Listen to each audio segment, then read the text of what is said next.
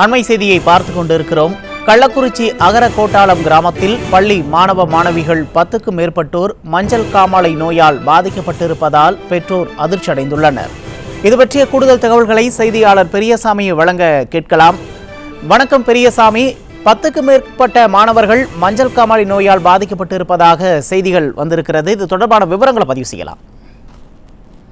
நிச்சயமாக உமேஷ், கள்ளக்குறிச்சி மாவட்டம் அணையர்கோட்டாலம் கிராமத்தில் சுமார் 1000க்கும் மேற்பட்ட குடும்பங்கள் வசித்து வருகின்றனர். இந்த நிலையில் இந்த கிராமத்தைச் சேர்ந்த தொடக்கப்பள்ளி மாணவர்கள் உள்ளிட்ட 10 பேருக்கு மஞ்சள் காமாலை நோய் உள்ளதாக கண்டறியப்பட்டதால் கிராம மக்களிடையே பரபரப்பு ஏற்பட்டதோடு அதிர்ச்சி ஏற்பட்டிருக்கிறது. இதனைத் தொடர்ந்து பள்ளி மாணவர்களுக்கு மட்டும் 10 பேருக்கு மஞ்சள் காமாலை நோய் கண்டறியப்பட்டதால் பள்ளி வளாகத்தில் மருத்துவர்கள் முகாம் அமைத்து சிகிச்சை அளித்து வருகின்றனர்.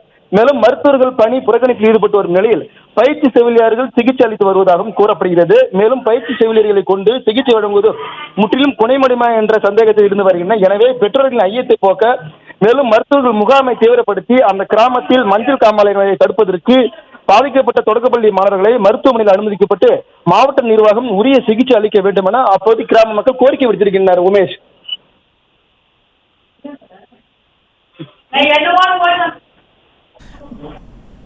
விவரங்களுக்கு நன்றி பெரியசாமி.